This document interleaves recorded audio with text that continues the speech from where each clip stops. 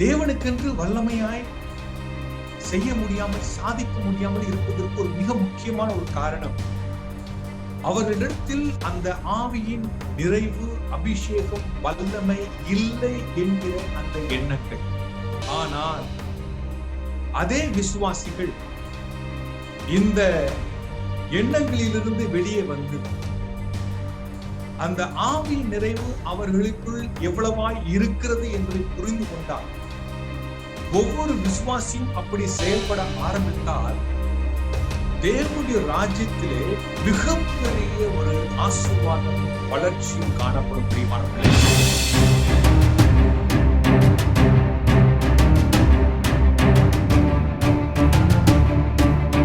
பரிசுத்தாவியினுடைய அபிஷேகம் அல்லது நிறைவு என்பது ஒரு குறிப்பிட்ட சில விசேஷ ஊழியரிடத்தில் அவர்களிடத்தில் தான் இருக்கிறது என்று பொதுவாக சபையும் விசுவாசிகளும் நினைத்துக் கொண்டிருக்கிறார்கள். தாங்கள் பரிசுத்தாவின் அபிஷேகத்தை பெற்றிருக்கிறோம் என்றும், பரிசுத்தாவின் நிறைவை பெற்றிருக்கிறோம் என்றும் அந்த விசுவாசத்தோடு கூட எழுந்து நின்றார்கள் என்று சொன்னால் இந்த உலகம் என்ன ஆகும்? அவரை எப்படி பெற்றுக்கொள்வது, பரிசுத்தாவினாலே எப்படி நிரம்புவது என்பது கேள்வி அல்ல. பரிசுத்த ஆவியானவர் நம்மிலிருந்து எப்படி பாய்வார், எப்படி பாய்கிறார் என்பதே முக்கியம்.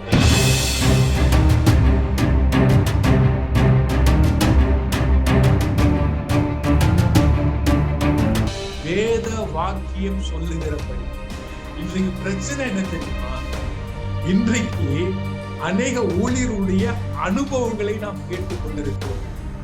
வேத வாக்கியம் சொல்லுகிறபடி என்னிடத்தில் விசுவாசமாய் இருக்கிறவன் எவனோ அவன் உள்ளத்திலிருந்து ஜீவ தண்ணீர் உள்ள நதிகள் ஓடும்.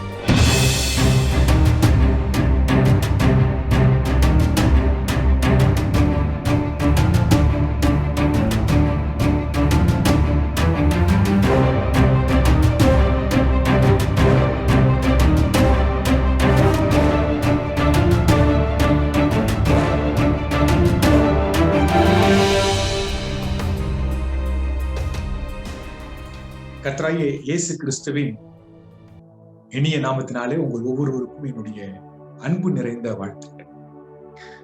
உங்கள் மேல் இயேசு கிறிஸ்துவின் மூலமாக கிருபையும் சமாதானமும் என்றென்றும் உண்டாவதாக, அது பெருகிக் கொண்டே இருப்பதாக.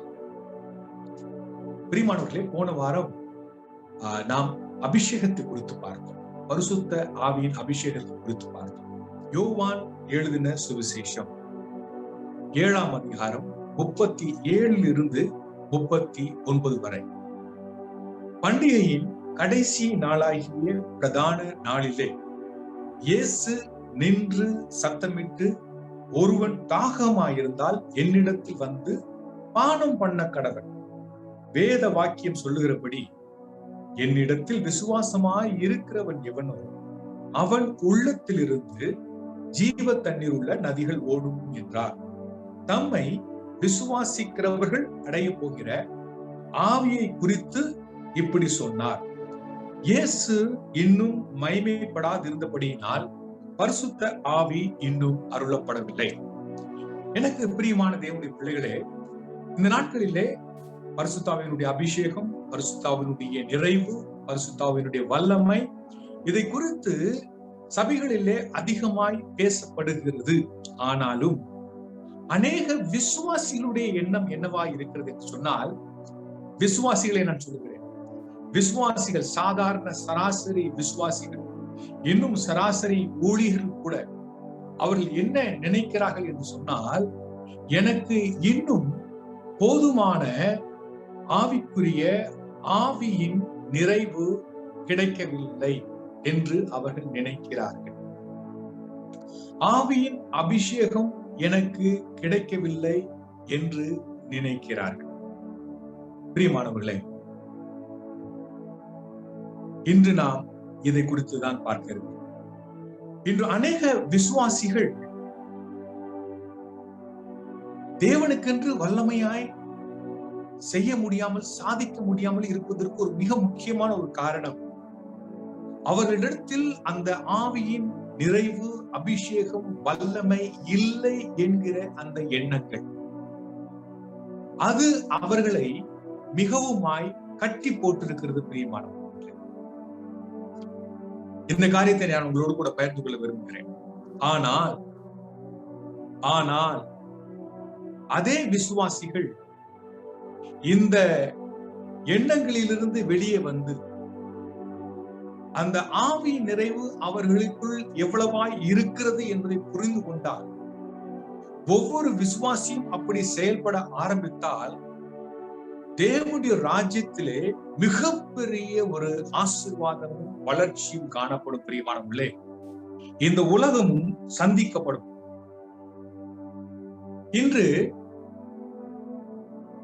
பரிசுத்தாவியனுடைய அபிஷேகம் அல்லது நிறைவு என்பது ஒரு குறிப்பிட்ட சில விசேஷ ஊழியர்களிடத்தில் அவர்களிடத்தில் தான் இருக்கிறது என்று பொதுவாக சபையும் விசுவாசிகளும் நினைத்துக் கொண்டிருக்கிறார்கள்.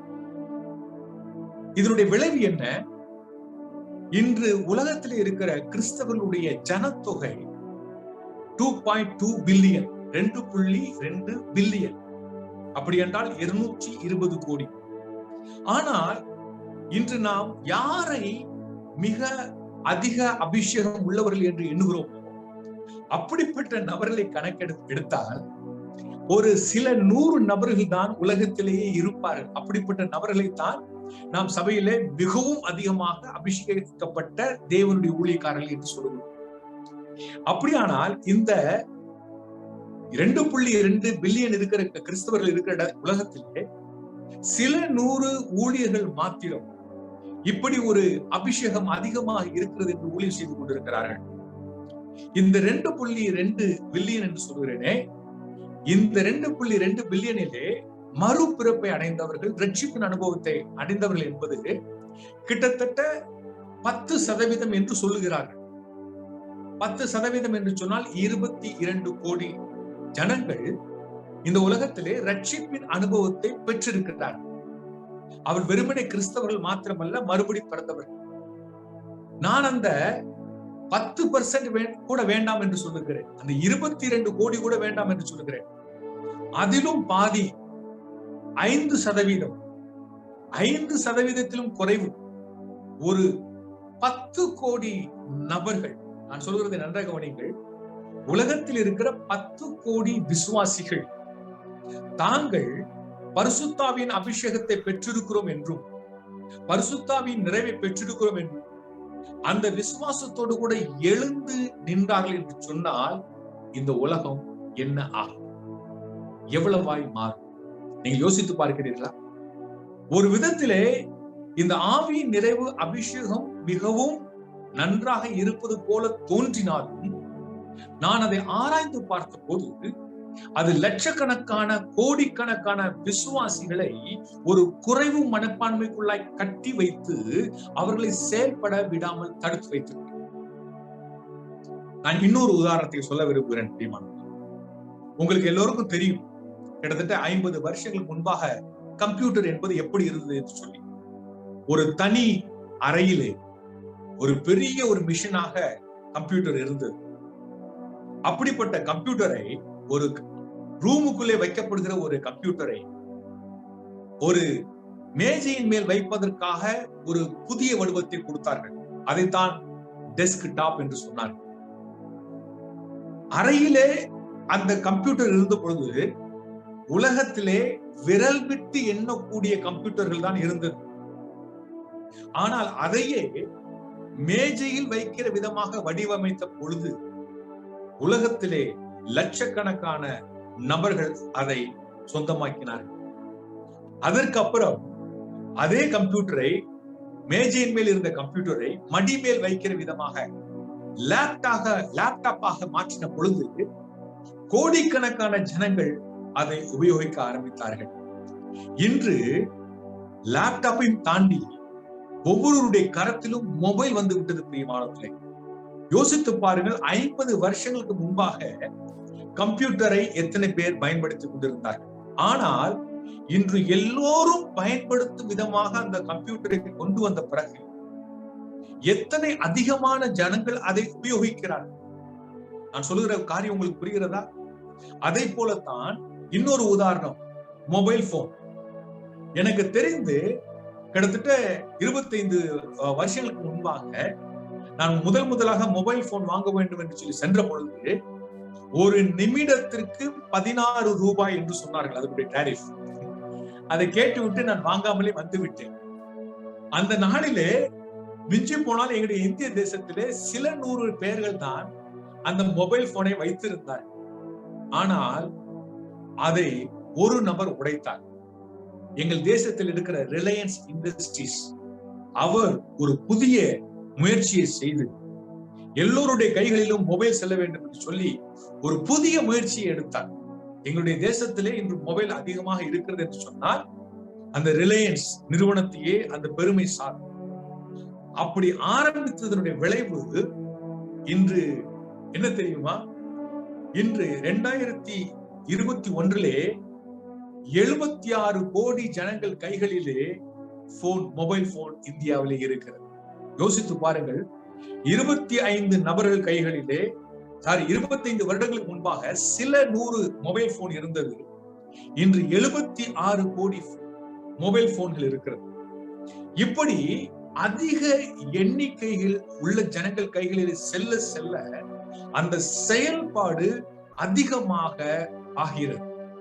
அதை போலதான் பிரியமானவர்களே, இந்த பரிசுத்தாவியனுடைய அபிஷேகம், விசேஷித்த அபிஷேகம் பெற்றவர்கள் அல்லது பரிசுத்தாவின் நிறைவை சில விசேஷித்த அபிஷேகம் பெற்ற நபர்கள் தான் பெற்றிருக்கிறார்கள் என்று சபை எண்ணிக்கொண்டிருக்கிற வரை அது மிக சிறந்ததாக இருக்கிறது போல தோன்றினாலும் அதனுடைய தாக்கம், அதனுடைய விளைவு, அதனுடைய பலன் மிக குறைவாகத்தான் இருக்கிறது.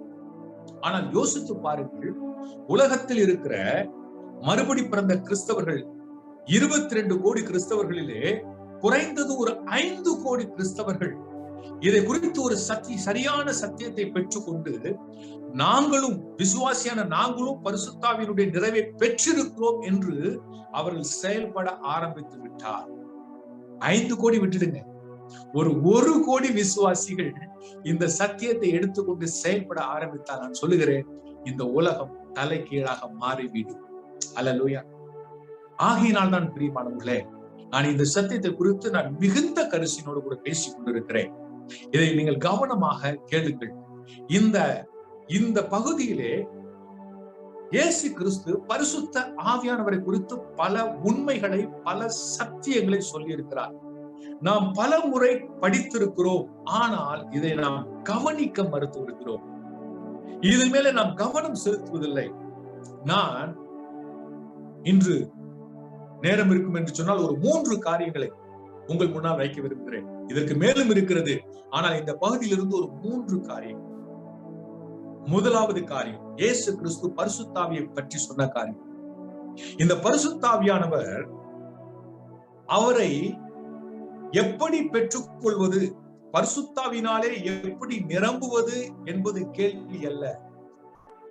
பரிசுத்த ஆவியானவர் நம்மிலிருந்து எப்படி பாய்வார், எப்படி பாய்கிறார் என்பதே முக்கியம். நான் மறுபடி சொல்லுகிறேன், பரிசுத்த ஆவியினாலே எப்படி நிரப்பப்படுவது என்பது அதிக முக்கியம் அல்ல. பரிசுத்த ஆவியானவர் நம்மிலிருந்து எப்படி பாய்ந்து ஓடிக்கொண்டிருக்கிறார் என்பதை புரிந்து கொள்வதே அதிக முக்கியம். இன்று நீங்கள் எந்த சபைக்கும் நீங்கள் செல்லுங்கள், எந்த சபைக்கு, பெந்தெகோஸ்தே சபைக்கு செல்லுங்கள், எந்த இடத்துல போனாலும் இன்று சொல்லப்படுகிற காரியம், நீ பரிசுத்தாவினுடைய நிறைவை பெற்றுக்கொள்ள வேண்டும், ஒவ்வொரு நாளும் பெற்றுக்கொள்ள வேண்டும். காலையில எழுந்து ஜெபி, அந்நிய பாஷையில பேசு, புதிதாய் நீ பரிசுத்தாவின் நிறைவை பெற்றுக்கொள். காலை ஆராதனையில் இருந்தால் அந்த நேரத்துல ஒரு நிறைவை பெற்றுக்கொள்ள சொல்லுகிறார்கள். சாயங்கால ஆராதனையில மறுபடியுமாய் ஒரு நிறைவை பெற்றுக்கொள்ள சொல்லுகிறார்கள். அதிகமாக என்ன பேசப்படுகிறது? பரிசுத்த ஆவியாரை பெற்றுக்கொள்வது, பரிசுத்த ஆவியினாலே நிரப்பப்படுவது, இதை குறித்து தான் நாம் அதிகம் பேசிக்கொண்டிருக்கிறோம். நாம் நிரப்பப்பட்டு கொண்டே இருக்கிறோமே தவிர நம்மிலிருந்து வெளியே செல்லவில்லை. உள்ளே வாங்கி கொண்டே இருக்கிறோம், வெளியே போக மாட்டேன் என்கிறது. ஆனால் இயேசு கிறிஸ்து என்ன சொன்னார் கவனியுங்கள். அவர் 38ஆம் வசனத்தில் அவர் சொல்லுகிறார், வேத வாக்கியம் சொல்லுகிறபடி என்னிடத்தில் விசுவாசமாய் இருக்கிறவன் எவனோ அவன் உள்ளத்தில் இருந்து அவன் உள்ளே இருந்து ஜீவ தண்ணீருள்ள நதிகள் ஓடும் என்றார். அடுத்த வசனத்தில் சொல்லப்பட்டிருக்கிறது, அவர் பரிசுத்த ஆவியானவரை குறித்து சொன்னார். பிரியமானவர்களே, எந்த ஒரு பொருளாய் இருக்கட்டும், அந்த பொருளுடைய தன்மை என்ன, அந்த பொருளுடைய இயல்பு என்ன, அதனுடைய செயல்பாடு என்ன, அதனுடைய நோக்கம் என்ன என்று புரியாத வரை நாம் அதிலிருந்து நன்மையை பெற்றுக் கொள்ள முடியாது. நான் சொல்லுகிற காரியம் புரிகிறதா? ஒரு பொருளா இருக்கட்டும், அதனுடைய நேச்சர், அதனுடைய இயல்பு என்ன, அதனுடைய தன்மை என்ன, அதை புரிந்து கொண்டால்தான் அதை நாம் சரியாக பாவிக்க முடியும். உங்களுடைய தமிழில் சொல்வது போல அதை பாவிக்க முடியும். அது மாத்திரமல்ல, அதிலிருந்து பலனையும் பெற்றுக்கொள்ள முடியும். அதே போலதான் நமக்குள்ளே பரிசுத்த ஆவியானவர் இருக்கிறார். அவருடைய இயல்பு என்ன, அவருடைய தன்மை என்ன, அவருடைய செயல்பாடு என்ன என்று நமக்கு தெரியாத வரை நாம் அவரிடத்திலிருந்து அதிகமான ஆசீர்வாதங்களை பெற்றுக்கொள்ள முடியாது. பிரியமானவர்களே, இன்று விசுவாசிகள் ஆவியானவரை பற்றி என்ன நினைக்கிறார்? நான் சொல்லுவது ஒருவேளை மிகவும் ஒரு சாதாரண விதமாக தோன்றலாம். ஆனால் நீங்கள் புரிந்து கொள்ள வேண்டும் என்பதற்காக நான் சொல்லுகிறேன். நம்முடைய விசுவாசிகளுடைய கற்பனையிலே பரிசுத்த ஆவியானவர் எப்படி இருக்கிறார் என்று சொன்னால், ஒரு வாட்டர் கேனில இருக்கிற ஒரு தண்ணீரை போல இருக்கிறார், அல்லது வீட்டில் இருக்கிற வாட்டர் டேங்க்ல இருக்கிற ஒரு தண்ணீரை போல அவர் இருக்கிறார். காலையில தண்ணீரை நிரப்புகிறோம், உபயோகிக்க அந்த தண்ணீர் குறைந்து கொண்டே போகிறது, அப்புறம் காலியாகி விடுகிறது. அவர் உடனே சாயங்காலம் மறுபடியுமாக நிரப்ப வேண்டும். இன்னும் சில பேருக்கு பரிசுத்த ஆவியானவர் எப்படி என்று சொன்னால், வாட்டர் பாட்டில் இருக்கிற தண்ணீர் மாதிரி ஒரு 2 மணி நேரம் 3 மணி நேரத்துல 5 மணி நேரத்துல தண்ணீர் குறைஞ்சு போயிடுது, மறுபடியும் அதை நிரப்ப வேண்டும். புரிகிறதா? ஆனால் இப்பொழுது நான் சொல்லுகிற வார்த்தை நன்றாக கவனமாக கேளுங்கள். இயேசு கிறிஸ்து ஆவியானவரை பற்றி என்ன சொன்னார், அவருடைய இயல்பு என்ன, அவர் அதை எதற்கு ஒப்பிடுகிறார் என்று சொன்னால், நதிகள். நதிகள் எப்படிப்பட்ட நதிகள்? எங்களுடைய இந்திய தேசத்துல இருக்கிற கங்கை நதி வருடம் முழுவதும் அது ஓடிக்கொண்டே இருக்கிறது. மிகுந்த தண்ணீர் அதிலே இருக்கிறது. பிரியமானவர்களே, அப்படிப்பட்ட கங்கை நதியிலே யாராவது பம்ப் செய்து அதிலே தண்ணீர் நிரப்புவதை நீங்கள் பார்த்திருக்கிறீர்களா? நதியிலே தண்ணீர் நிரப்புவதை பார்த்திருக்கிறீர்களா? இல்லை. அங்கே தண்ணீர் தட்டுப்பாடே கிடையாது. வருடம் முழுவதும் 365 நாளும், ஒவ்வொரு நாளிலும் 24 மணி நேரமும் தண்ணீர் வந்து கொண்டே இருக்கிறது, ஓடிக்கொண்டே இருக்கிறது, வந்து கொண்டே இருக்கிறது, ஓடிக்கொண்டே இருக்கிறது. பிரியமானவர்களே, இயேசு கிறிஸ்து என்ன சொன்னார்? ஆவியானவர் ஒரு நதி அல்ல. அவர் எப்படி? அவர் நதிகளை போல என்று அவர் சொல்லுகிறார். பிரியமானவர்களே, மறுபடியும் இந்த வசனத்தை நீங்கள் மெதுவாக படியும். உங்களுக்குள்ளே இருக்கிற பரிசுத்த ஆவியானவர் எப்படிப்பட்டவர் அந்த வசனத்தை படியுங்கள். என்னிடத்தில் விசுவாசமாய் இருக்கிறவன் எவனோ அவன் உள்ளத்திலிருந்து ஜீவ தண்ணீர் உள்ள நதிகள், அப்படி என்றால் பரிசுத்த ஆவியானவர், அவர் நதிகளை போல ஜீவ தண்ணீர் உள்ள நதிகள் ஓடும் என்றார். உங்களுக்குள்ளே இருக்கிற ஆவியானவர் எப்படிப்பட்டவர்? நதிகளை போன்ற, ஆறுகளை போன்ற ஆவியானவர், ஓடிக்கொண்டே இருக்க வல்லமை உள்ள ஆவியானவர். எவ்வளவு ஓடினாலும் அது குறையவே குறையாது. ஒரு உதாரணம் சொல்கிறேன். எங்களுடைய தேசத்தில் இந்த கங்கை நதி பாய்ந்து கொண்டிருக்கிறது. அந்த எங்கெல்லாம் பாய்கிறதோ கோடிக்கணக்கான ஜனங்கள் தினமும் அதனுடைய தண்ணீரை உபயோகிக்கிறார்கள். தங்களுடைய சொந்த தேவைக்காக, குளிப்பதற்காக, நிலத்திற்காக அவர்கள் உபயோகித்துக் கொண்டிருக்கிறார்கள். அப்படி கோடிக்கணக்கான ஜனங்கள் தினமும் அதனுடைய தண்ணீரை உபயோகிப்பதினாலே கங்கையிலே தண்ணீர் குறைந்து விட்டதா? கங்கையிலே தண்ணீர் வறட்சி வந்து விட்டதா? எங்கள் தேசத்தில் இருக்கிற உத்தரப்பிரதேச அரசாங்கம் இந்த கிட்டத்தட்ட கடந்த 10 மாதங்களாக நாம் கங்கை தண்ணீரை நாம் அதிகமாக உபயோகித்து விட்டோம், அதனால தண்ணீர் குறைந்து விட்டது, நாளைக்கு நாம் நிலத்தடி தண்ணீரை கங்கையிலே விட வேண்டும் என்று என்றைக்காவது சொல்லி இருக்கிறார்களா? நாம் மறுபடி கங்கை நதியை நிரப்ப வேண்டும் என்று சொல்லி இருக்கிறார்களா? இல்லை, இல்லை. ஏனென்று சொன்னால் அப்படிப்பட்ட ஒரு தேவை நதிகளுக்கு கிடையாது. அல்லேலூயா, பிரைஸ் தி லார்ட். தேவனுடைய பிள்ளைகளே, நான் இந்த வார்த்தையின்படி சொல்லுகிறேன். ஏனென்றால் அங்க என்ன சொல்லப்பட்டிருக்கிறது? வேத வாக்கியம் சொல்லுகிறபடி. இன்றைக்கு பிரச்சனை என்ன தெரியுமா? இன்றைக்கு அநேக ஊழியருடைய அனுபவங்களை நாம் கேட்டுக் கொண்டிருக்கிறோம். வேத வாக்கியம் சொல்லுகிறபடி என்னிடத்தில் விசுவாசமாய் இருக்கிறவன் எவனோ அவன் உள்ளத்திலிருந்து ஜீவ தண்ணீர் உள்ள நதிகள் ஓடும். பிரியமானவர்களே, தேவனுடைய வார்த்தையினாலே நான் உங்களுக்கு சொல்லுகிறேன் பிரியமானவர்களே, உங்களுக்குள்ளே இருக்கிற ஆவியானவர் ஒரு வாட்டர் பாட்டில் இருக்கிற தண்ணீரை போல அல்ல, அவர் ஆறுகளை போல இருக்கிறார். உங்களுக்குள்ளே இருக்கிற ஆவியானவருடைய தன்மை, ஆவியானவருடைய இயல்பு ஆறுகளை போன்றது. ஆறுகளுக்கு எங்களுடைய தேசத்தில் இருக்கிற கங்கை ஏன் வற்றுவதில்லை என்று சொன்னால், இமயமலையில் இருக்கிற அந்த கிளேசியஸ் பனிமலைகள் அது வருடம் முழுவதும் உருகி அதிலே வந்து கொண்டே இருக்கிறது பிரியமானவர்கள். ஆகையினாலே கங்கையிலே ஒரு தட்டுப்பாடு இல்லை, தண்ணீருக்கு ஒரு தட்டுப்பாடு இல்லை. இந்த உலகத்தில் இருக்கிற ஆறுகளிலே தண்ணீர் தட்டுப்பாடு இல்லை என்று சொன்னால், பரிசுத்த ஆவியானவருக்கு ஏதாவது தட்டுப்பாடு இருக்குமா? தேவனுக்கு ஏதாவது தட்டுப்பாடு இருக்குமா? இல்லை பிரியமானவர்களே. அவர் உங்களுக்குள்ளே இருக்கிற ஆவியானவர் ஆறுகளை போல ஓட துடித்து கொண்டிருக்கிறார். ஆனால் நாம் என்ன செய்து கொண்டிருக்கிறோம்? ஆவியானவர் ஆறுகளை போல ஓட துடித்து கொண்டிருக்கிறார். நாம் என்ன செய்கிறோம்? ஆவியானவரே, அன்பின் ஆவியானவரே, இப்போ வாரம் நாம் போய் நின்று ஆண்டவரே என்னை நிரப்பும் என்று நிற்கிறோம்.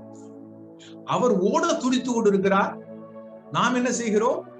ஆண்டவரே என்னை நிரப்பும் என்று சொல்லி நாம் நின்று கொண்டிருக்கிறோம். புரிகிறதா நான் உங்களுக்கு சொல்கிறது? நம்முடைய கவனம், நம்முடைய போக்கஸ் மாறி இருக்கிறது. வேதாகமத்தில் இருக்கிற போக்கஸ் பரிசுத்த ஆவியானவரை பற்றி என்னவென்று சொன்னால், அவர் ஆறுகளை போல ஓடுகிறவர். நாம் எதிலே நாம் அதிகமாக கவனம் செலுத்துகிறோம்?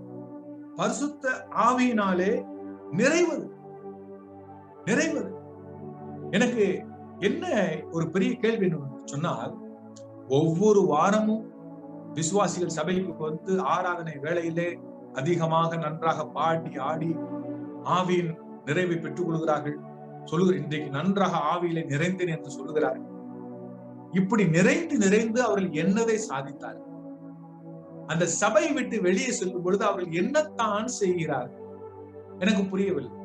காலையிலே ஆவியிலே அந்த நிறைவை பெற்றுவிட்டு சாயங்கால ஞாயிற்றுக்கிழமை சாயங்காலம் ஒரு விசேஷ கூட்டம் வைத்தோம் என்று சொன்னார், ஒரு விசேஷித்த ஒரு ஊழியக்காரர் வந்தார் என்று சொன்னார், சாயங்காலத்திலும் ஆவியின் நிறைவை பெற்றுக்கொள்ள முன்னே வாருங்கள் என்று சொன்னால், காலையில யார் நிறைவை பெற்றுக் கொண்டேன் என்று சொன்னார்களோ அவர்கள் மறுபடி நான் சொல்லுகிறது புரியுதா உங்களுக்கு?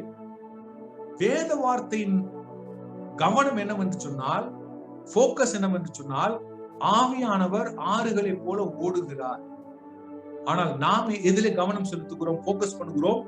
பரிசுத்த ஆவியினாலே நிறைவதை குறித்து, நிரப்பப்படுவதை குறித்து நாம் பேசிக் கொண்டிருக்கிறோம் பிரியமானவர்களே. ஆகையினாலே ஆவியானவருடைய தன்மையை பற்றி சரியாக தெரியாததினாலே நாம் ஆவியானவருடைய வெளிப்பாடுகளை, செயல்பாடுகளை நாம் அனுபவிக்க மறுத்து விடுகிறோம். இன்னொரு உதாரணத்தை நான் சொல்ல விரும்புகிறேன் பிரியமானவர்களே. இன்னொரு உதாரணம், யோவான் எழுதின சுவிசேஷம் 4ஆம் அதிகாரம் 10ஆம் வசனம். யோவான் எழுதின சுவிசேஷம் 4ஆம் அதிகாரம் 10ஆம் வசனம். ஆவியானவரை குறித்து இயேசு கிறிஸ்து என்ன சொல்கிறார்? உங்களுக்கு நன்றாக தெரியும் இந்த பகுதி. இயேசு கிறிஸ்து சமாரிய பெண்ணோடு கூட பேசினார்.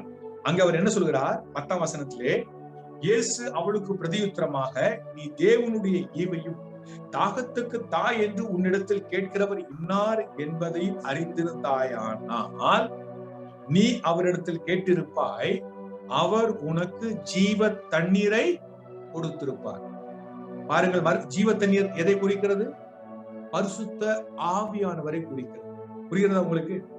ஜீவ தண்ணீரை கொடுத்திருப்பார். இப்பொழுது 14ஆம் வசனத்திற்கு வாருங்கள். 14ஆம் வசனம், அந்த வசனத்தை நன்றாய் கவனியுங்கள், நன்றாய் படியுங்கள், மறுபடி படியுங்கள். அந்த வார்த்தையினுடைய சத்தியம் உங்கள் இருதயத்துக்குள்ளே இறங்கும் வரை படியுங்கள். அங்க சொல்லுகிறார் இயேசு கிறிஸ்து, நான் கொடுக்கும் தண்ணீரை, அதாவது ஜீவ தண்ணீரை, அதாவது பரிசுத்த ஆவியானவரை, நான் கொடுக்கும் தண்ணீரை குடிக்கிறவனுக்கோ ஒரு காலும் தாகம் உண்டாகாது. மறுபடி கவனிங்கள், அடுத்த வாக்கியத்தை கவனிங்கள். நான் அவனுக்கு கொடுக்கும் தண்ணீர், ஜீவ தண்ணீர், பரிசுத்த ஆவியானவர் நித்திய ஜீவ காலமாய் ஊறுகிற நீரூற்றா இருக்கும். ஹல்லேலூயா. அவர் கொடுத்த பரிசுத்த ஆவியானவர் நமக்குள்ள எப்படி இருக்கிறார்? அவர் ஒரு ஊற்றை போல இருக்கிறார். அது எப்படிப்பட்ட ஊற்று? வற்றாத ஊற்று, நித்திய ஜீவ காலமாய் ஊறுகிற ஊற்று. ஆனால் நாம் பரிசுத்த ஆவியானவர் குறித்து என்ன நினைத்துக் கொண்டிருக்கிறோம்? அவர் ஒரு வாட்டர் கேனில இருக்கிற தண்ணீரை போல இருக்கிறார். போன வாரம் நிரப்பினோம், வருகிற வாரம் அதற்குள்ளே தீர்ந்து விட்டது, மறுபடியும் நிரப்ப வேண்டும். ஆனால் இங்கே அவர் என்ன சொல்லுகிறார்? நித்திய காலமாய் நமக்குள்ளே இருந்து என்ன நடக்குமா? அது சுரந்து கொண்டே. ஹல்லேலூயா. தேவன் உங்களுடைய கண்களை திறப்பார். அது மாத்திரமல்ல, இயேசு கிறிஸ்து சொல்லுகிறார், நான் கொடுக்கும் தண்ணீரை குடிக்கிறவனுக்கோ ஒரு காலும் தாகம் உண்டாகாது. மறுபடி எனக்கு தாகத்திற்கு நான் குடிக்க வேண்டும் என்கிற அந்த தாகம் உண்டாகாது. ஆனால் நாம் என்ன செய்து கொண்டிருக்கிறோம்? ஒவ்வொரு வாரமும் தாகம் அடைந்து கொண்டிருக்கிறோம். ஒரு சிலர் ஒவ்வொரு நாளும் தாகம் அடைந்து கொண்டிருக்கிறோம்.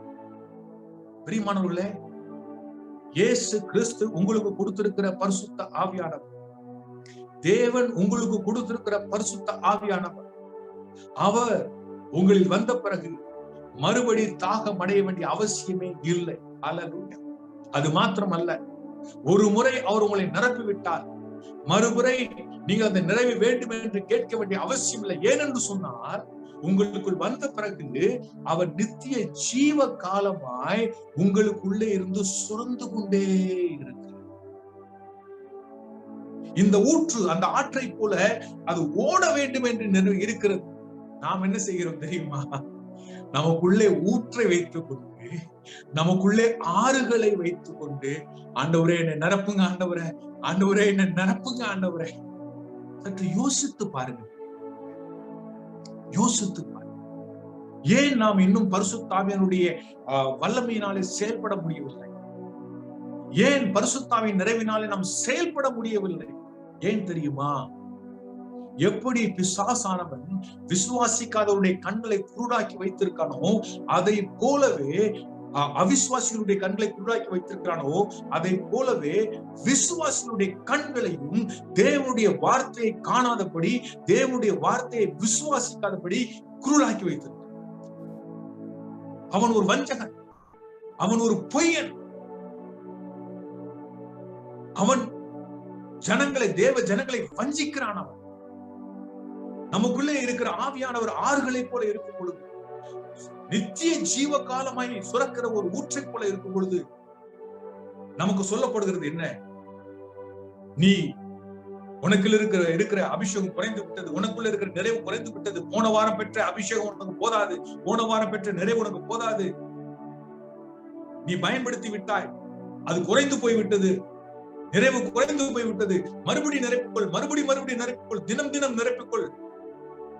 பிரியமானவர்களே, உங்களுக்கு சொல்லுகிறதா நான் மிகுந்த ஒரு கரிசனையோடு கூட பேசிக் கொண்டிருக்கிறேன்.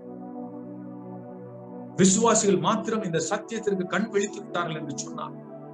அவர்களுக்குள்ளே இருக்கிற ஆவியானவர் ஆறுகளை போல இருக்கிறார். அவர்களுக்குள்ளே இருக்கிற ஆவியானவர் நித்திய ஜீவ காலமாய் சுரக்கிற ஊற்றை போல இருக்கிறார். அவர் ஓடுவதற்கு துளித்துக் கொண்டிருக்கிறார். மறுபடி நிரப்ப வேண்டிய அவசியம் இல்லை. மறுபடியும் நிறைவை பெற்றுக்கொள்ள வேண்டிய அவசியம் இல்லை. அவர் எனக்குள் ஊற்றாய் இருக்கிறார் என்கிற ஒரு சத்தியத்தை மாத்திரம் அவர் தெரிந்து கொண்டார் என்று சொன்னார். பிரியமானவர்களே, அவருடைய வாழ்க்கையும் மாறும், அவர்களை சுற்றி இருக்கிற வாழ்க்கையும் மாறும். ஹல்லேலூயா, பிரைஸ் தி லார்ட். பிரியமானவர்களே, தயவு செய்து இனிமேல் இன்னும் நான் ஆவியானவருடைய நிறைவை எப்படி பெற்றுக் கொள்வது என்பதை குறித்து யோசிக்காதீங்க. உங்களுக்குள்ளே ஆறுகள் இருக்கிறது, உங்களுக்குள்ளே ஊற்று இருக்கிறது. அது எப்படி வெளியே ஓட வேண்டும் என்பதை குறித்து யோசிக்க. நான் சொல்லுகிற காரியம் புரியுதா உங்களுக்கு? உங்களுக்குள்ளே ஆறுகள் இருக்கிறது. இதுக்கு மேல நீங்க போய் ஒரு 1 லிட்டர் 1/2 லிட்டர் வாங்க வேண்டிய அவசியம் இல்லை. உங்களுக்குள்ள சுரக்கிற ஊற்று இருக்கிறது. ஒரு 10 லிட்டர் கேன்ல தண்ணி வாங்க வேண்டிய அவசியம் இல்லை பிரியமானவர்களே. ஆனால் உங்களுக்குள்ள இருக்கிற அந்த ஆவியானவரை எப்படி அவர் வெளியே பாய்வார் என்பதிலே நீங்கள் கவனம் செலுத்துங்கள் பிரியமானவர்களே. நான் இன்னொரு காரியத்தை சொல்கிறேன். நம்முடைய சத்துரு வஞ்சிக்கிறான். எப்பொழுது என்னிடத்தில் ஒரு விஷயம் இருக்கிறது என்று எனக்கு தெரியுமோ அப்பொழுதுதான் நான் அதை உபயோகிப்பேன். நான் மறுபடியும் சொல்லுகிறேன், கவனியுங்கள். என்னிடத்தில் ஒரு பொருள் இருக்கிறது என்று நான் தெரிந்து கொண்ட பிறகுதான் நான் அதை பயன்படுத்துவேன்.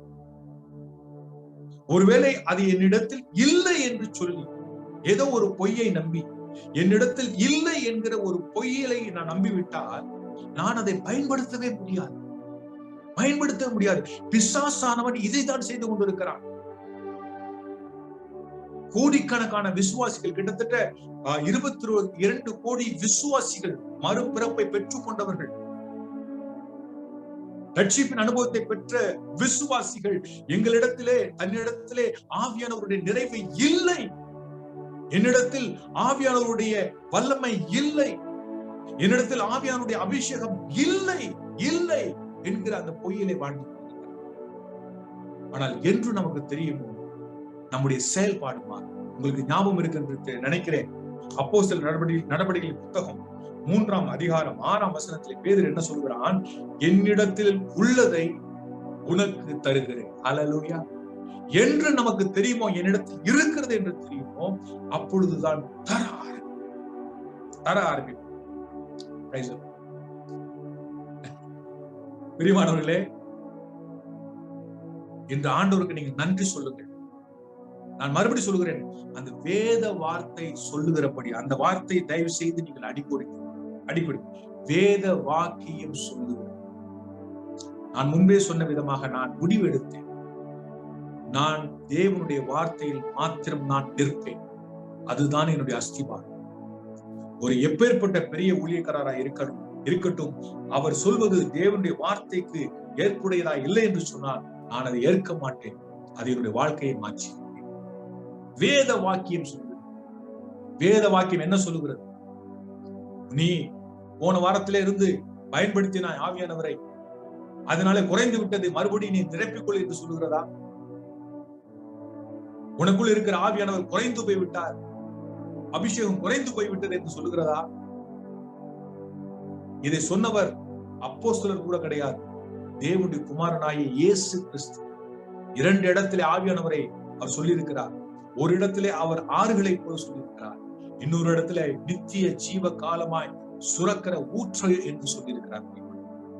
எல்லோரும் தன்னுடைய நெஞ்சிலே கையை வைத்து ஆண்டவருக்கு நன்றி சொல்லுங்கள். ஆண்டவரே, எனக்குள்ளே நீர் தந்திருக்கிற பரிசுத்த ஆவியானவர் ஆறுகளை போல எனக்குள்ளே இருக்கிறார். நித்திய ஜீவ காலமாய் சுரக்கிற ஊற்றை போல இருக்கிறார்.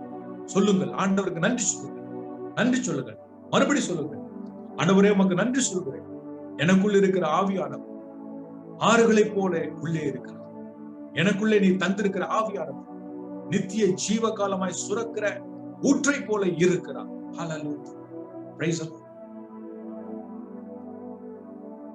இப்ப நான் பொதுவா சபையில என்ன செய்வாங்கன்னா, நீங்க ஆவியானுடைய நிறைவை எப்படி பெற்றுக்கொள்ளலாம், எப்பொழுது நீங்க பெற்றுக்கொள்ளலாம், உடனே ஒரு லிஸ்ட் போடுவாங்க. 1 2 3 4 இதையெல்லாம் செய்தால் நீ ஆவியின் நிறைவை பெற்று. சரி, இப்ப நாம் புரிந்து கொண்டோம். ஆவியின் நிறைவை மறுபடி பெற வேண்டிய அவசியம் இல்லை.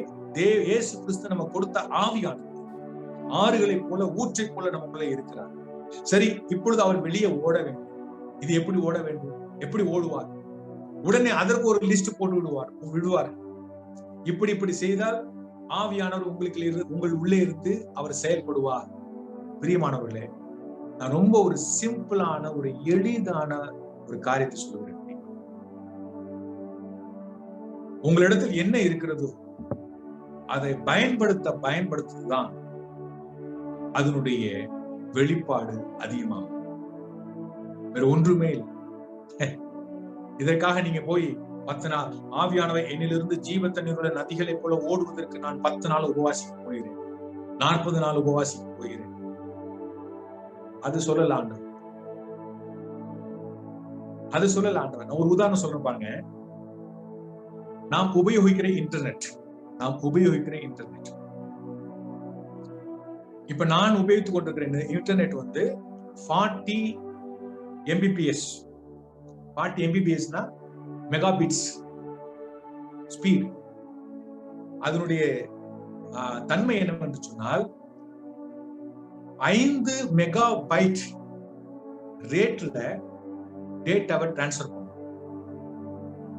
என்கிட்ட பிராட்பேண்ட் இருக்குது. அதனுடைய தன்மை என்னவென்று சொன்னால் ஒவ்வொரு செகண்டுக்கும் ஒவ்வொரு நொடிக்கும் 5 மெகாபைட்ஸ், எம்பி என்று சொல்லுகிறோம் அல்லவா, 5 MB, 5 மெகாபைட் டேட்டாவை அது டிரான்ஸ்பர் பண்ண முடியும்.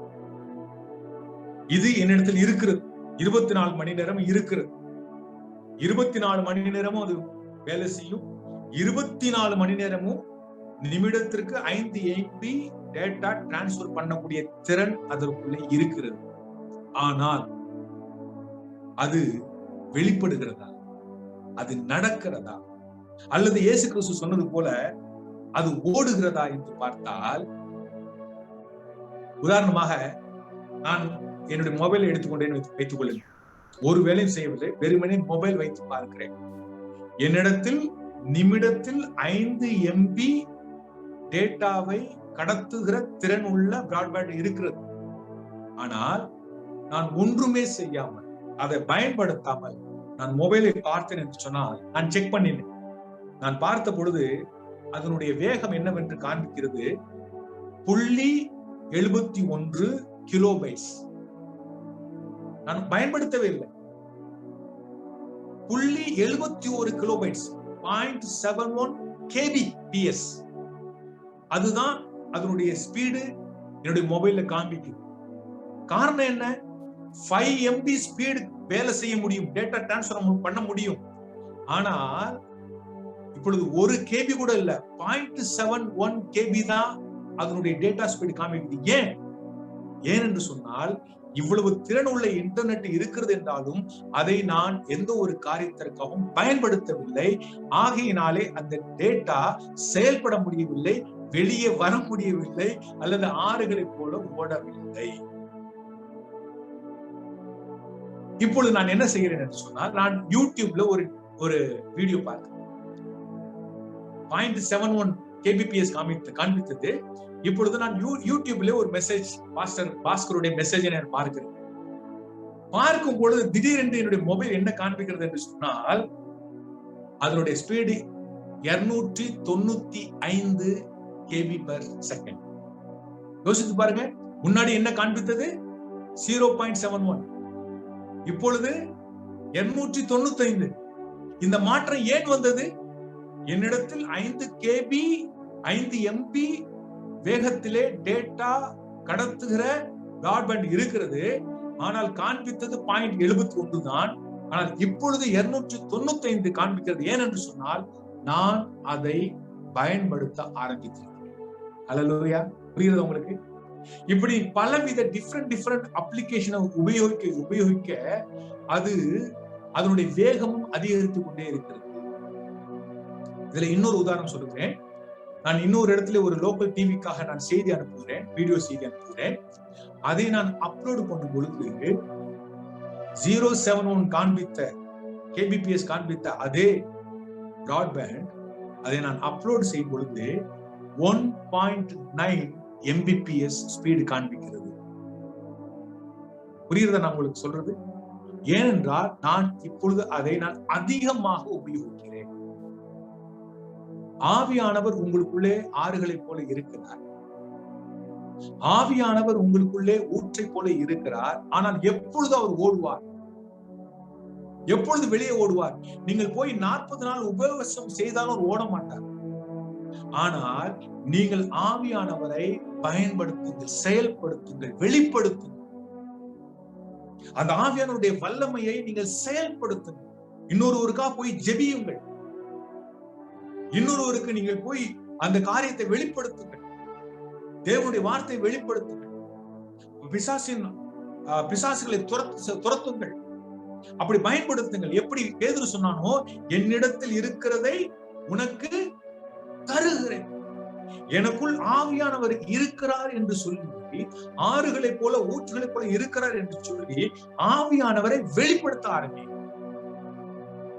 உதாரணமா நான் இப்பொழுது நான் பேசிக் கொண்டிருக்கிறேன், செய்தி பேசிக் கொண்டிருக்கிறேன். நான் பேசுவது எப்படி? நான் இதன் மூலமாக நான் ஆவியினுடைய நிறைவை வெளிப்படுத்துகிறேன். நான் என்ன விசுவாசிக்கிறேன்?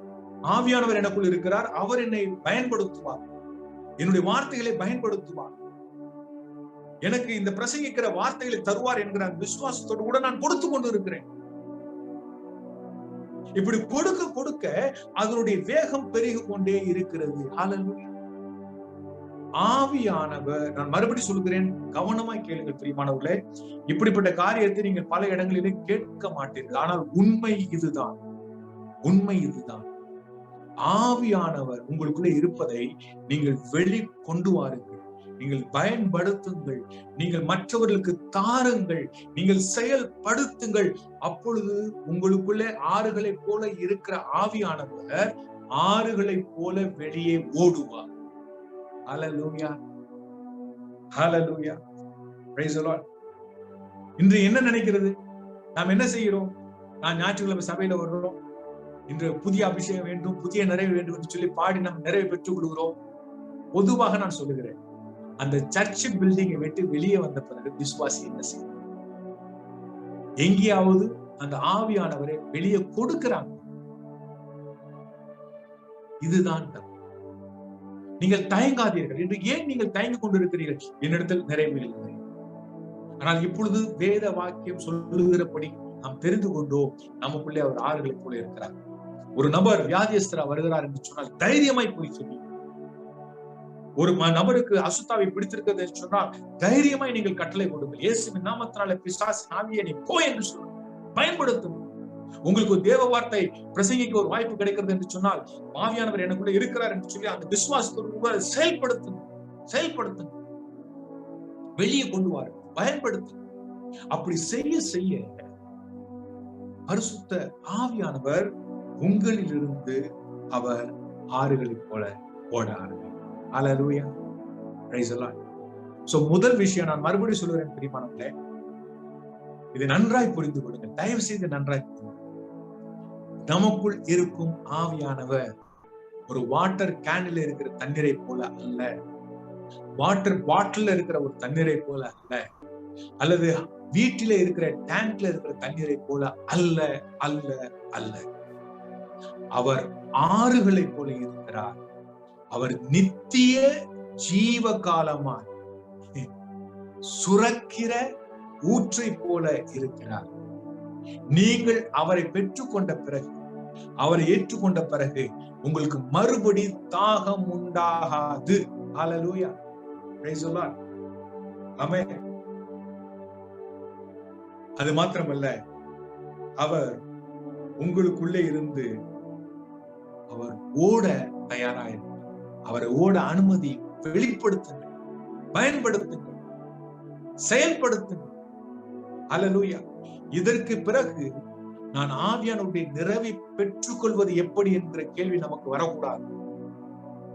இதற்கு பிறகு நான் எவ்வளவு அதிகமாக நான் ஆவியானவரை என்னிலிருந்து ஓட செய்ய முடியும், வெளியே கொணர முடியும், மற்றவர்களுக்கு கொடுக்க முடியும் என்பதுதான் நம்முடைய கேள்வியாய், நம்முடைய கவனமாய் இருக்க வேண்டும். ஹல்லேலூயா. என்னிடத்தில் இருக்கிறது, தைரியமா சொல்லுங்க, என்னோடு கூட சேர்ந்து சொல்லுங்கள், என்னிடத்தில் இருக்கிறது உனக்கு தருகிறேன். மறுபடி சொல்லுங்க, என்னிடத்தில் இருக்கிறது உனக்கு தருகிறேன். இப்பொழுது சொல்லுங்க, உங்களிடத்தில் இருக்கிறதா இல்லையா? இயேசு கிறிஸ்து என்ன சொன்னார்? அவனுக்கு உள்ளே இருந்து அல்லவா அவர் உங்களில் இருக்கிறார், வெளிப்படுத்தி. இரண்டாவது சத்தியம் இந்த வசனத்திலிருந்து பரிசுத்த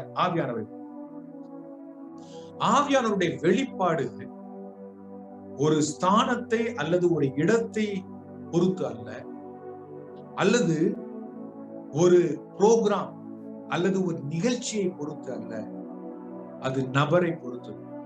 நான் அதை விளக்குகிறேன், கவனியுங்கள். இன்று பொதுவாக அநேக கிறிஸ்தவர்கள் என்ன நினைக்கிறார்கள் என்று சொன்னால், கிறிஸ்தவர்கள் அல்ல, விசுவாசிகள் என்ன நினைக்கிறார்கள் என்று சொன்னால், ஞாயிற்றுக்கிழமை ஆராதனை போகும் பொழுது ஆராதனை வேளையில நான் ஆவியானவருடைய அசைவை உணர்ந்தேன். எப்ப? அந்த ஆராதனை நிகழ்வின் போது நான் ஆவியானவருடைய தொடுதலை உணர்ந்தேன், ஆவியானவருடைய வல்லமை உணர்ந்தேன், ஆவியானவருடைய அசைவை உணர்ந்தேன். இல்லாட்டி சொல்லுவாங்க, நான் ஆலயத்தில் இருக்கும் பொழுது நான் ஆவியானவருடைய தொடுதலை. நாம் தெரியாமல் ஆவியானவர் அந்த இடத்திலிருந்து, அந்த கட்டிடத்தில் இருந்து அல்லது அந்த நிகழ்ச்சியில் இருந்து செயல்படுகிறார் என்று நினைத்துக் கொண்டிருக்கிறோம். பரிசுத்த ஆவியானவர் கட்டிடத்தில் இருந்தோ அல்லது நிகழ்ச்சியில் இருந்தோ செயல்படுபவர் அல்ல. அவர் எங்கே இருந்து செயல்படுகிறார் என்று சொன்னால், நாம் வாசித்த அந்த வசனத்தை நாம் மறுபடி வாசிப்போம். வேத வாக்கியம் சொல்லுகிறபடி, மறுபடி கவனிங்க, பாஸ்டர், இன்னைக்கு ஆராதனையில தேவனுடைய அபிஷேகத்தை நான் மிக வல்லமையா உணர்ந்தேன். ஆனா வேத வாக்கியம் சொல்லுகிறபடி, என்னிடத்தில் விசுவாசமாய் இருக்கிறவன் எவனோ அவன் உள்ளத்திலிருந்து ஜீவ தண்ணீர் உள்ள நதிகள் ஓடும். இப்பொழுது நீங்க சொல்லுங்க, வேத வாக்கியத்தின்படி, தேவனுடைய வார்த்தையின்படி பரிசுத்த ஆவியானவர் எங்கிருந்து செயல்படுகிறார்? கட்டிடத்தில் இருந்தால், நிகழ்ச்சியில் இருந்தால், இல்லை என்றால் விசுவாசிகள். நாம் இன்று ஒரு கட்டிடத்தை தேடி ஓடிக்கொண்டிருக்கிறோம். அந்த சர்ச்சில் இருக்கிற ஆராதனை பாஸ்டர் ரொம்ப ஒரு அபிஷேகம் நிறைந்த ஒரு ஆராதனை மக்கள் தேடி ஓடிக்கொண்டிருக்கிறார்கள். ஏனென்று சொன்னால் அந்த ஆராதனை நிகழ்ச்சியிலே பரிசுத்த ஆவியானவர் வெளிப்படுகிறார் என்று நினைக்கிறார்கள். அவர்கள் என்ன தெரியவில்லை என்று சொன்னால், என்னை விசுவாசிக்கிறவன் எவனோ, அவன் எவனா இருந்தாலும் சரி, எப்பேற்பட்டவனா இருந்தாலும் சரி, அவன் உள்ளத்தில் இருந்துதான் ஆவியானவர் ஓடுகிறார். ஹல்லேலூயா, பிரைஸ் தி லார்ட். நான் சொல்லுகிற காரியம் புரியுறதா? ஒருவேளை சபையிலே ஆவியானவருடைய அசைவை உணர முடிகிறது என்று சொன்னால், அந்த ஆராதனையிலே ஆவியானவருடைய அசைவை உணர முடிகிறது என்று சொன்னால், அது அந்த கட்டிடத்தின் நிமித்தம் அல்ல, அது அந்த நிகழ்வை நிமித்தம் அல்ல, அங்கே இருக்கிற விசுவாசிகளின் நிமித்தமாய்த்தான் அந்த ஆவியானவர் அங்கே வெளிப்படுது. ஹல்லேலூயா. ஏனென்றால் தேவகுமாரனாகிய இயேசு கிறிஸ்து சொல்கிறார், என்னை விசுவாசிக்கிறவன் எவனோ அவன் உள்ளத்தில் இருந்து, அவன் உள்ளே இருந்து பரிசுத்த ஆவியானவர் ஆறுகளை போல ஓடுவார். பிரியமானவர்களே, 2000 வருடங்களுக்கு முன்பாக வந்தார் இயேசு கிறிஸ்து. அவர் என்ன செய்தார் தெரியுமா? எருசலேமில் இருந்த தேவாலயத்தை அப்படியே ஒதுக்கி வைத்துட்டு, மொபைல் ஹோலி ஸ்பிரிட் டிஸ்பென்சர்ஸ், மறுபடி சொல்றேன், தமிழ்ல எப்படி சொல்றேன்னு தெரியல, மொபைல் ஹோலி ஸ்பிரிட் டிஸ்பென்சர்ஸ், நடமாடும் பரிசுத்த ஆவியின் டிஸ்பென்சர்ஸ், தருகிறவர்கள், வெளிப்படுத்துகிறவர்கள். நடமாடும் மருத்துவமனை போல, நடமாடும் வங்கி போல, நடமாடும் பரிசுத்த ஆவியை வெளிப்படுத்துகிற நபர். ஏனென்றால் விசுவாசிக்கிறவர் மூலமாகத்தானே ஆவியானவர் வெளிப்படுகிறார். அந்த விசுவாசி நம்முடைய சர்ச் பில்டிங் போல ஒரு இடத்தில் இருப்பது அல்ல. அவர்கள் நடமாடிக்கொண்டே இருக்கிறார்கள், இங்கும் அங்கும் சென்று கொண்டே இருக்கிறார்கள். அவர்கள் மூலமாகத்தான் பரிசுத்த ஆவியானவரை அவர் வெளிப்படுத்துகிறார். நான் முன்பு பார்த்த அதே வசனத்துக்கு செல்வோம். யோவான் எழுதின சுவிசேஷம் 4ஆம் அதிகாரம் 14ஆம் வசனம். யோவான் 4:14. அங்க என்ன எழுதப்பட்டிருக்கிறது? நான் அவனுக்கு கொடுக்கும் தண்ணீர் அவனுக்குள்ளே, அதை அண்டர்லைன் செய்து கொள்ளுங்கள், அவனுக்குள்ளே நித்திய காலமாய் ஊறுகிற நீரூற்றாய் இருக்கும். சபை கட்டிடத்திலே இல்லை, நிகழ்விலே இல்லை, ஆராதனையிலே இல்லை, அவனுக்குள்ளே, விசுவாசிக்கு உள்ளே. ஹல்லேலூயா, பிரைஸ் தி லார்ட். புரிகிறதா? உங்களுக்கு புரிகிறதா? அவர் விசுவாசிகள் இடத்தில் இருந்துதான் அவர் வெளிப்படுகிறார். தயவு செய்து அந்த இடத்துல, அந்த கட்டிடத்திலே, அது நல்ல ஒரு ஆசீர்வாதமான இடம், அந்த ஆராதனை என்று சொல்லி அங்கே ஆவியானவருடைய செயல்பாடு அதிகமாக இருக்குது என்று சொல்லி நாம் நினைக்க வேண்டும். தேவனுடைய வார்த்தை சொல்கிறது, என்னை விசுவாசிக்கிறவன் எவனோ எவனோ. இன்று என்ன நடக்கிறது தெரியுதா? ஞாயிற்றுக்கிழமை ஆராதனையில பரிசுத்த ஆவியானவரை உணர்றாங்க, ரொம்ப சந்தோஷத்துல போறாங்க. பாஸ்டர் சொல்லுவாங்க, பாஸ்டர் நீங்க நான் ஆவியானவருடைய அசைவை நான் நல்லா உணர்ந்த பாஸ்டர். அப்புறம் வீட்டுக்கு போறாங்க. போயிட்டு அடுத்த ஞாயிற்றுக்கிழமை எப்பொழுது வரும் என்று காத்து கொண்டிருப்பாரு. ஏனென்றால் அடுத்த வாரம் ஞாயிற்றுக்கிழமை தான் ஆலயத்திலே ஆராதனையின் பொழுது ஆவியானவருடைய அசைவை நான் பார்க்கிறேன். நான் எவ்வளவு வஞ்சிக்கப்பட்டிருக்கிறோம் தெரியுமா? நான் எவ்வளவு ஏமாற்றப்பட்டிருக்கிறோம் தெரியுமா? பிசாசனவன் எவ்வளவு பொய்யை சொல்லி இருக்கிறான் தெரியுமா?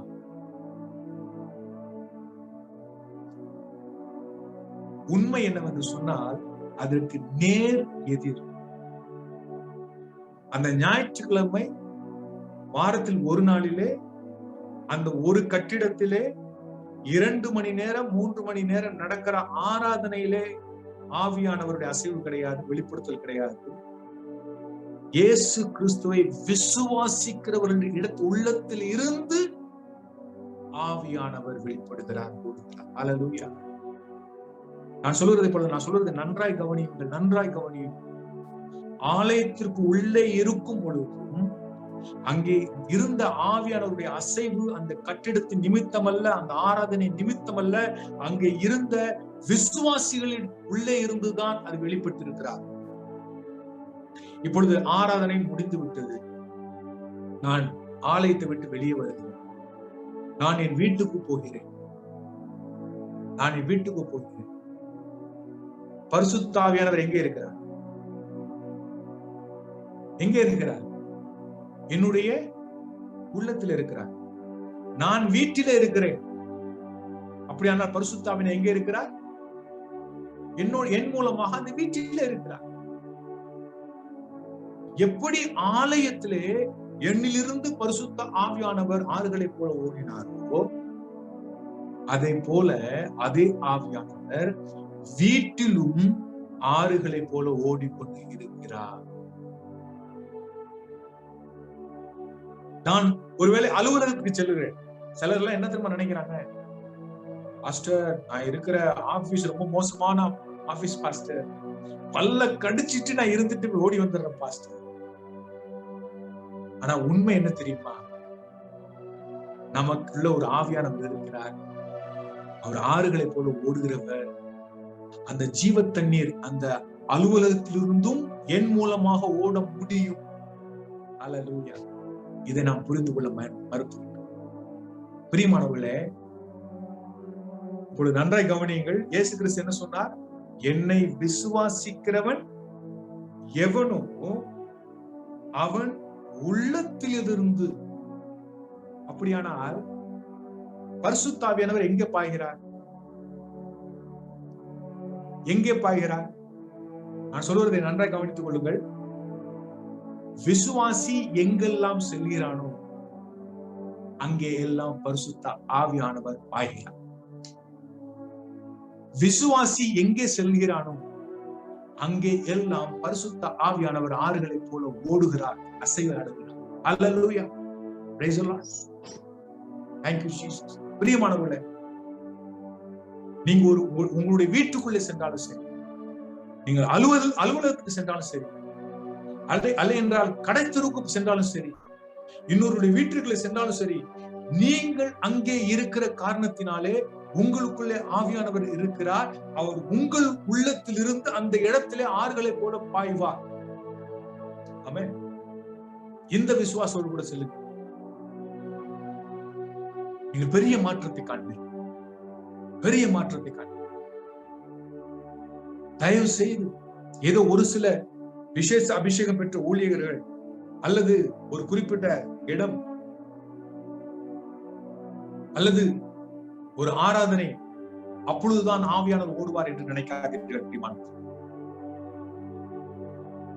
இயேசு கிறிஸ்து சொன்னது உண்மையான, என்னை விசுவாசிக்கிறவன் எவனோ அவன் உள்ளத்திலிருந்து ஜீவ தண்ணீர் உள்ள நதிகள் ஓடும் என்று சொன்னது உண்மையான.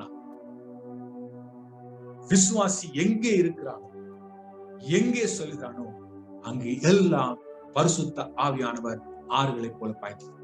அல்லேலூயா. இதை குறித்து எசேக்கியேல் தீர்க்கதரிசி ஒன்று எழுதியிருக்கிறார். எசேக்கியேல் தீர்க்கதரிசி 47ஆம் அதிகாரம். உங்களுக்கு எல்லாருக்கும் தெரியும், அந்த ஒரு தரிசனத்திலே ஆற்றை அவர் காண்பிக்கிறார் அல்லவா? அந்த ஆறு எசேக்கியேல் 47 ஒரு விதத்திலே இயேசு கிறிஸ்து யோவான் எழுதின சுவிசேஷம் 7ஆம் அதிகாரத்திலே சொன்ன அந்த ஜீவ தண்ணீர் உள்ள நதிகளை தான் குறிப்பிடுகிறது. எப்படி தெரியுமா? அந்த எசேக்கியேல் தரிசனத்தில் பார்த்த நதி எங்கிருந்து புறப்பட்டது? தேவனுடைய ஆலயத்திலிருந்து புறப்பட்டது. தேவனுடைய ஆலயத்திலிருந்து நதி புறப்பட்டு ஓடுகிறது. புதிய ஏற்பாட்டில் யார் ஆலயம்? நீங்கள் தேவனுடைய ஆலயம்.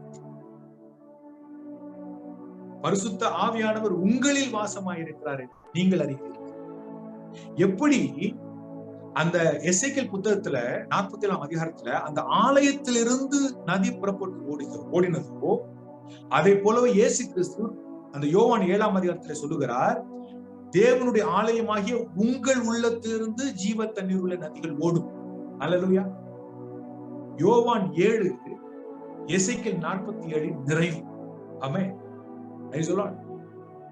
அப்படி ஓடும் பொழுது என்ன நடக்கும் என்று சொன்னால் 47ஆம் அதிகாரம் 8ஆம் 9ஆம் வசனங்களை நாம் வாசிப்போம்.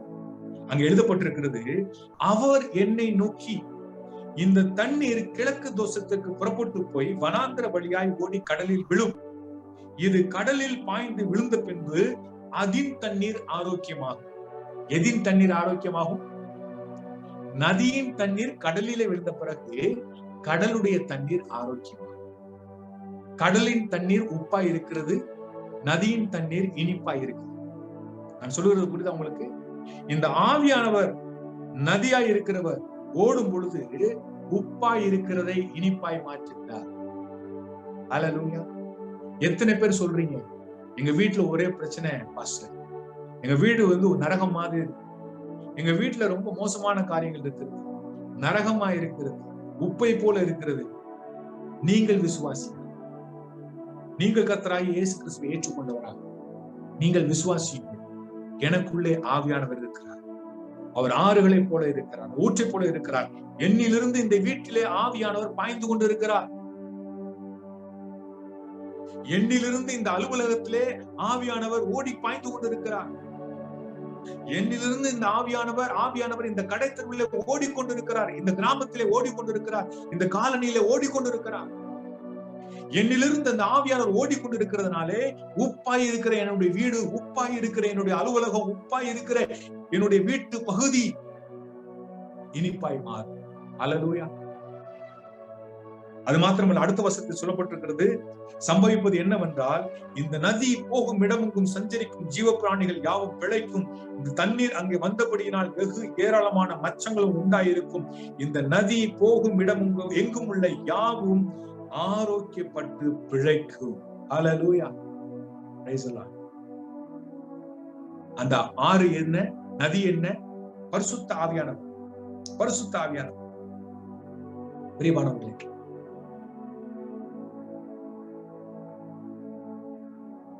ஆண்டவர் உங்களை ஜெர்மனி தேசத்தில் கொண்டு சென்றார்.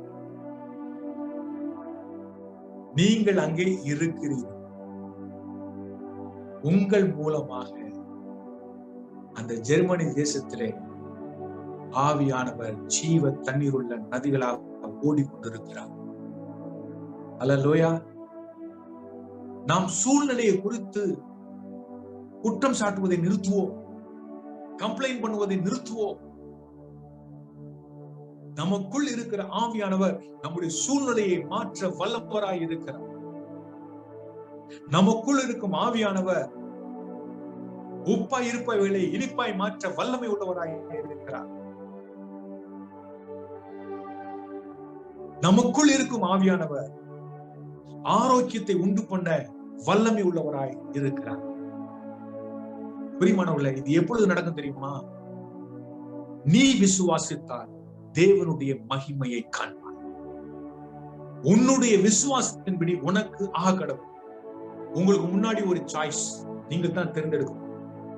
ஒன்று, நீங்கள் எப்பொழுதும் கேட்கிற விதமாக, என்னிடத்தில் ஆவியின் நிறைவு இல்லை, என்னிடத்தில் ஆவியின் வல்லமை இல்லை, என்னிடத்தில் ஆவியின் அபிஷேகம் இல்லை என்று நீங்கள் விசுவாசித்தால் ஆண்டவர் சொல்வார், உன்னுடைய விசுவாசத்தின்படி உனக்கு ஆகும். ஆனால் வேத வாக்கியம் சொல்லுகிறபடி, ஒரு பக்கம் ஊழியர்கள் ஒன்று சொல்லிக் கொண்டிருக்கிறார்கள், ஆனால் நான் வேத வாக்கியம் சொல்லுகிறதே நான் விசுவாசம். வேத வாக்கியம் சொல்லுகிறபடி ஆவியானவர் எனக்குள்ளே ஆறுகளை போல இருக்கிறார், ஜீவ காலமாய் சுரக்கிற ஊற்றை போல இருக்கிறார். அவர் எண்ணிலிருந்து ஓடிக்கொண்டிருக்கிறார், பாய்ந்து கொண்டிருக்கிறார். நான் எங்கெல்லாம் செல்வானோ அங்கெல்லாம் ஆவியானவர் வெளிப்படுவார், அங்கெல்லாம் ஆவியானவர் செயல்படுவார். நான் சென்று காலை வைத்தாலே அங்கு ஏதாவது ஒன்று நடக்கும்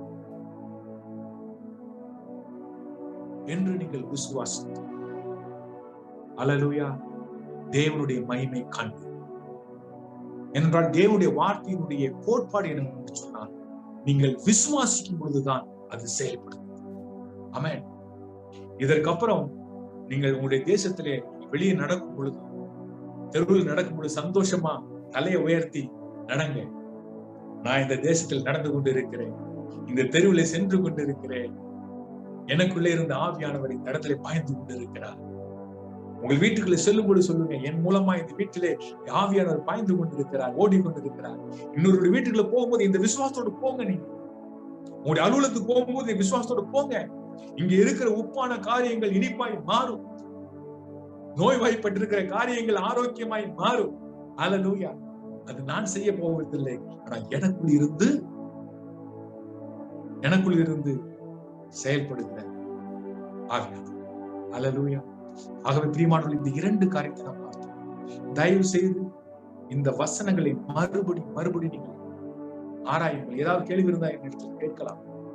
இந்த சத்தியம், இயேசு கிறிஸ்து, தேவனுடைய குமாரனாகிய இயேசு கிறிஸ்து, முழு வெளிப்பாட்டை கொண்டு வந்த இயேசு கிறிஸ்துடைய வார்த்தையை உன்னிப்பாய் கவனியும். வேத வாக்கியம் சொல்லுகிறதை நன்றாய் கவனியும். உங்களுக்கு ஒரு தெரிந்தெடுத்தல் இருக்கிறது, நீங்கள் தான் தெரிந்தெடுக்க வேண்டும். நீங்கள் வேத வாக்கியம் சொல்லுகிறதை நீங்கள் ஏற்றுக்கொள்ள போகிறீர்களா, அல்லது ஊழியர்கள் அவர்கள் மனிதர்கள் தான், அவர்கள் சொல்லுகிறதை கேட்க போகிறீர்களா, அல்லது பிசாசானவன் உங்கள் காதுகளிலே வஞ்சகமாய் உள்ளே கொண்டு வருகிற எண்ணங்களை நீங்கள் ஏற்றுக்கொள்ள போகிறீர்கள்? அது உங்களுடைய கருத்து. நான் ஒன்று மாத்திரம் சொல்லுவேன். நான் முன்பு சொன்னது போல, எங்கள் தேசத்துல இந்த ரிலையன்ஸ் குரூப் கம்பெனி இந்த மொபைலை எல்லாருடைய கருத்திலும் கொடுத்தார்கள். ஒரு காலத்துல சில நூற்றுக்கணக்கான ஜனங்கள் மொபைல் போனை வைத்திருந்தார்கள். என்று எங்கள் தேசத்துல 760 கோடி ஜனங்கள் அதை உபயோகிக்கிறார்கள். சாரி 76 கோடி ஜனங்கள் உபயோகிக்கிறார். அப்படி உபயோகிக்கும் பொழுது அதனுடைய வெளிப்பாடு, அதனுடைய பயன்பாடு அதிகமாகிறது. இந்த சத்தியத்தை புரிந்து கொண்டு ஒவ்வொரு விசுவாசியும் செயல்பட ஆரம்பித்து நிச்சயமாய் நம்முடைய தேசம் அசைப்படும். நாம் இருக்கிற இடம் அசைக்கப்படும். இந்த உலகமே அசைக்கப்படும். ஆசீர்வாதம் பெறும். நாம் ஆசீர்வாதத்தை பெறுவோம். நாம் இன்று 2 காரியங்களை பார்த்தோம். அடுத்த வாரம் 1 அல்லது 2 காரியங்களை ஒரு காரியத்தை நான் சொல்ல விரும்புகிறேன். எங்களுடைய சபைக்கு பேர் வந்து ஜீவ தண்ணீர் சபை, ஜீவன் ஜல் சர்ச். இந்தியில பேர் வைத்திருக்கிறேன், ஜீவன் ஜல் சர்ச். இதை வைத்ததனுடைய நோக்கமே இந்த வார்த்தை தான். யோவான் 7ஆம் அதிகாரம் 37-38. எங்கள் சபையில் இருக்கிற ஒவ்வொரு விசுவாசியினுடைய உள்ளத்திலிருந்தும் பரிசுத்த ஆவியானவர் ஜீவ தண்ணீர் உள்ள நதிகளை போல ஓடுகிறார். இப்படிப்பட்ட ஒரு சபையாக இருக்க வேண்டும் என்றுதான் என்னுடைய சபைக்கு ஜீவ தண்ணீர் சபை என்று நான் பெயர் வைத்தேன். இந்த சத்தியத்தை ஒவ்வொரு விசுவாசியும் புரிந்து கொண்டார்கள் என்று சொன்னார். ஆண்டவரை என்னை நிரப்புங்க என்று சொல்லிக் கொண்டிருக்கிறோம். அந்த வார்த்தை விட்டு எனக்குள்ளே இருக்கிறார், நான் அவரை என்னிலிருந்து ஆற்றை போல ஓட அனுமதிப்பேன் என்று சொல்லி, என்னிடத்தில் இருக்கிறதை நான் வெளியே கொணருவேன் என்று சொல்லி, நான் பயன்படுத்துவேன் என்று சொல்லி, கொடுப்பேன் என்று சொல்லி செய்ய ஆரம்பித்தார். பெரியமானவர்களே, மிகப்பெரிய ஒரு வார்த்தை. கர்த்தர் உங்களை ஆசீர்வதிப்பார்.